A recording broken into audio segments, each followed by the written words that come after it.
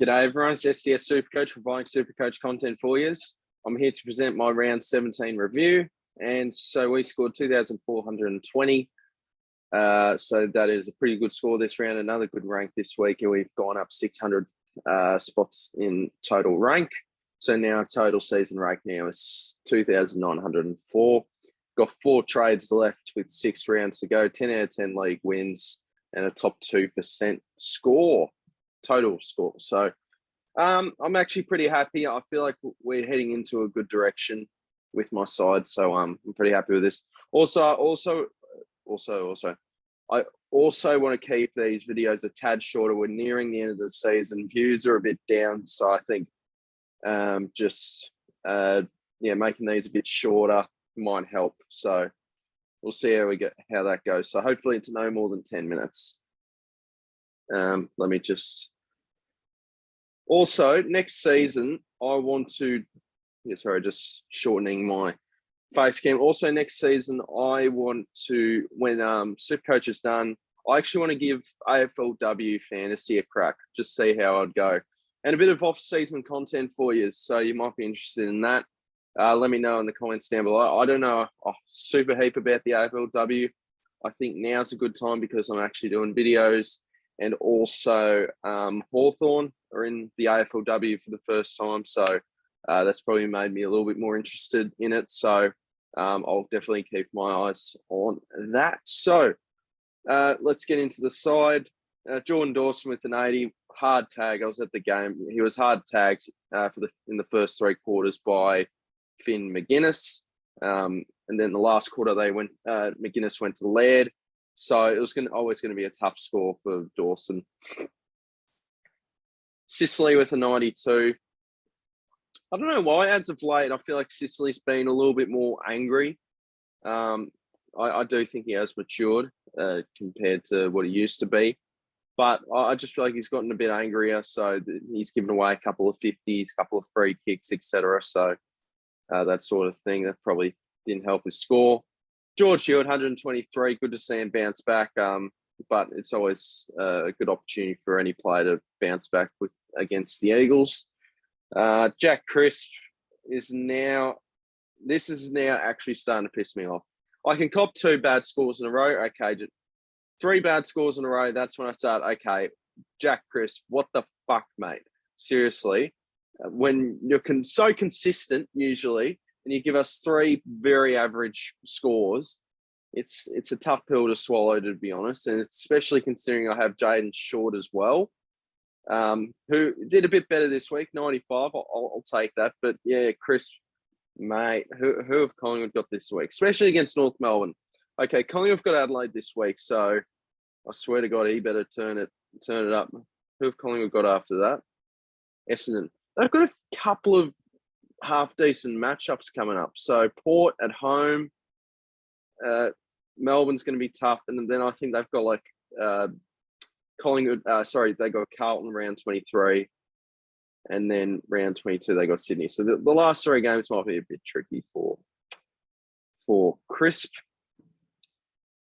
So Jaden Shaw with a 95, a little bit of a better score. He was on 11 with 10 minutes into the second quarter. I'm like, mate, seriously, you are about to just leave my team forever and be never again. But he bounced back and he did all right. He gave away 50 though. That hurt his score quite a lot. Sinclair, Dirksen was the captain.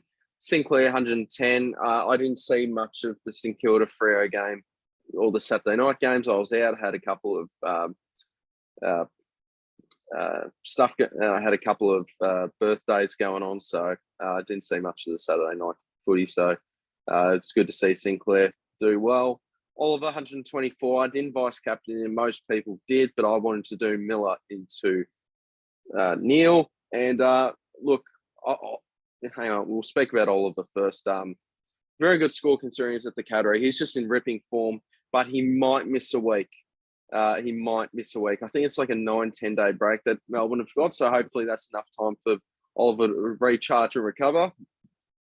Look, if not, I'll just have McCartan on field. That's okay. I should have taken I should have put Brody on the bench, actually. I should have just taken McCartan's score, put Judson Clark on field.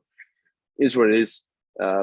Hindsight's a wonderful thing. Laird racked it up today on the field, but wasn't really many metres gained or anything. It was just a lot of handballs, so maybe that limited his score. But 125 does seem a bit low for a 42 possession game. Tuke Miller, I was very happy with this. I thought Richmond's an easy score to. Sorry, not score. Well, Richmond's an easy team to get points on in the middle. So I just thought, yeah, let's give Tuke Miller a crack. And he was my highest scoring player this round, so that was fantastic. Lachie Neale, 89, got hard tagged by Jai Caldwell. So real tough for people who put the C on him, especially if they had the vice captain on Oliver. Wanted to be a bit riskier and go with Neale. But yeah, it was a bit stiff because I won't lie, I was actually going to do Lachie Neale if Tuke failed. So McRae, look, the midfield balance is catching up to him a bit there, a bit disappointing. Brayshaw again just proves he's an absolute young star. Yeah, he's just fantastic, Brayshaw. As I said, I didn't see much of this game. Jack Seal, another 109, so that's okay as long as he. I think it might take him a little bit for him to get things in the gear, but hopefully he will continue to be this consistent.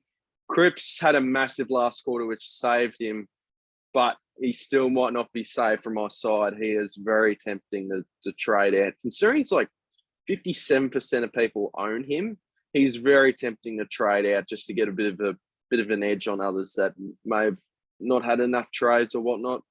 Rioli 26, yeah, I don't really care about the bench.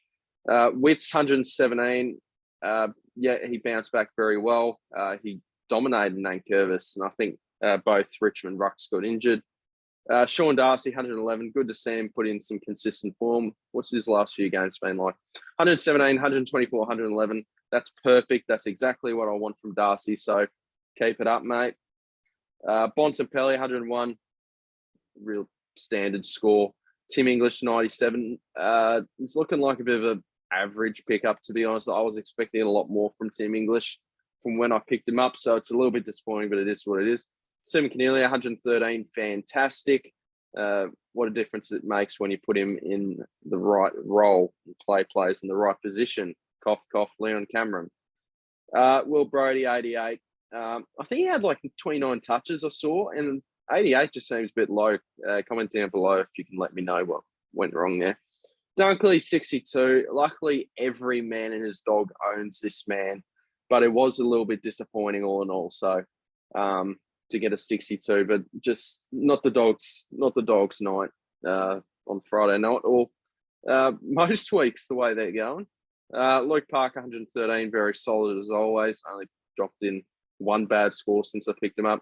And as I said, I should have benched one of my premiums so I can put McCartan on field. I would have gotten an extra 20 points, but that's okay. So that's the side.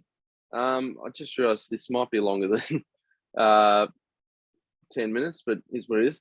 Look, I just want to, I think I've got 4 trades with 6 rounds to go. I think I will end up being okay to make a luxury upgrade this week. And that is including Paddy Cripps to potentially go elsewhere for someone. I actually don't know which midfielder I would go with. So I still need to figure that out. But yeah, I think it's time for Cripps to go.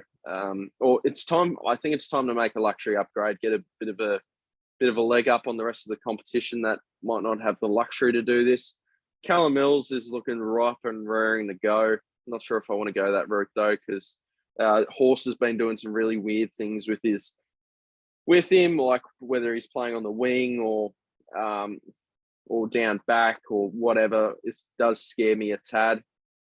Josh Kelly, I can't trust him for the last 6 weeks of the season. Ben Keys, there isn't enough scoring power in my opinion. He's consistent, but you want to go a bit riskier at this point in the year. Christian Petrarca, look, he could go berserk in the last 6 weeks of the year. So that's just a big debate on whether I'm actually willing to do that. Hang on. I shouldn't do it by total points. I should do it by average. Sam Walsh at the minute is the top 8 midfielder, roughly. So He's another one that I'm highly considering swapping the Carlton midfielders. What's his break even though? 140. Surely he can't get that against Geelong. Oh, but I swear last time he played Geelong, he actually got a half deep. He actually got a really good score in 2021. Let me just double check. Where's that Geelong game? Was it that year that he got 158? That's mental. I did not. So he actually got a 158 last time he played the Cats.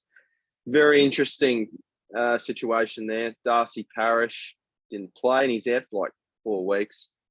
Got Zach Merritt, who's looking pretty good. And Essendon are looking a bit better for the rest of the year. And I do think this is a thing where what Essendon do, they perform really well one half of the year, but the second half of the other half of the year. So it's like a bit like 50-50. So Zeret is very tempting because I think Essendon should finish well for the rest of the season. And then after that, so I think in my opinion, it's between Petrarca, Merritt, Walsh, Mills. It'd be one of those 4. So this is a big decision coming up. Look, I think I'm leaning towards Walsh. If you force me to pick, it would be Walsh. My only concern is that if I go Walsh, this leaves me with 44K if I want to potentially do another luxury upgrade down back, which obviously I don't think is a grouse situation to be in. So, like, Walsh I'd love to bring into the side, and my midfield would look so sexy if I brought in Walsh, and it'd be perfect. But down back, Crisp and Short are looking a bit shaky. My forward line, in my opinion, is perfect. Well, not perfect, but really good. Same with the rucks. I'm happy with that. It'd just be down back. So, but look, I think Crisp is going up against Adelaide. I think he can score well against them. I know he came up against North and didn't, but we'll see how that goes. Then Jaden Short. Look, I'm willing to give him another chance because the Syrian got a 95 and he's going up against North Melbourne this week. So we'll see how that goes. So I think if I was to do a luxury upgrade this week, and I'm pretty confident I will, it will be on Paddy Cripps. Sam Walsh is tempting. Look, I'm preferring Walsh over Mills at the minute. Parrish is out. Petrarca, I don't mind the idea of me going against Christian Petrarca for the rest of the year. Might be a bit of a decent differential if I had Walsh instead of him. The only thing though, Bailey Smith's back this week as well, so that could be interesting, but I won't go down that path. Look, I think I'm leaning towards Walsh. I don't like the idea though that it only leaves me with 44K if I want to downgrade Short. What's his break even? 98. You could get that. I don't know. It's a bit touch and go there. Like this leaves me with 517K. See, my problem is I would really love to bring in Tom Stewart at some point for him, but this could only mean that it would be a really small upgrade with Cripps, and I don't think I'm really willing to do that. So, look, I might just have to pass on a gun defender. I don't know. I'll have to give it some more thought. I'm leaning towards Walsh, but it would affect me and my trades for the rest of the season. But gee, it's a good little leg up to have if I brought in Walsh. Look, so what's everyone doing? Everyone's trying out Rioli. Everyone's trying out Oliver. He's going to be out for a week. Yeah, Matt. D'Ambrosio, okay. Chris Short. Hang on. Let me actually undo changes because this will actually show if everyone's trading out Cripps. Yep, 3.5 are trading out Cripps. That's fair enough. Jace Burgoyne. I did not see this. He must have scored pretty well, actually. What did he score? 68. So he's looking like a half decent cash cow and probably good cover. So that's quite interesting. Josh Carmichael. He's still got one more game to go. I don't think I'm going to waste trades on like cash cows. It doesn't make much sense at this point in the season to waste valuable trades this point in the season on players. I'm happy with the Loop situation they've got going on the bench. Got Josh Carmichael, Mills. Everyone's bringing in Mills. maybe they're right, because Mills, he can have a stinker, but my God, he could have an absolute ripper. Yeah, Mills is actually, now that I think of it, I know Horse throws him around, but I think if Sydney wants to secure a final spot, Mills will mainly be used as a midfielder. So Gawn, Tim Taranto. Tim Taranto is very interesting. What did he get? 190. He's put in a couple of solid performances. He's 441k, so a decent pod for the rest of the year. Down forward if you need one. So look, for now, and also Mills is how much cheaper is he? He is okay. He's like 16k cheaper, so maybe that might help me. So yeah, we'll just go with that. I've been rambling on too much. How did I go in the SDS Supercoach League? Yep, got the dub there, 2,420, which was my score, versus Christian, who I believe was second, which he is and still is. He's just got the percentage by me for a bit. So with 2 rounds to go in the leagues, it looks like, look, it's still pretty wide open. I'd say Aspect down won't make it. So the top 8, I'd think that I'm all sorted for top 8. We'll see how that goes. But Brad looking like he's going to finish on top. We'll see how it goes with me and Christian. I won every single one of my leagues today, so that was good. So, yeah, no, I'm pretty excited for the rest of the season, but obviously there isn't as many talking points. Obviously, if you've got Oliver, you keep him, blah, blah, blah. What have I done here? Oh, yeah, there we go. So we'll go back out here. Look, I'll leave it there, guys. There's not really much else to talk about. I might do a second video this week, but I'll have to give it some more thought. So, yeah, hope you guys have a good one, and I'll see you in the next video. Cheers.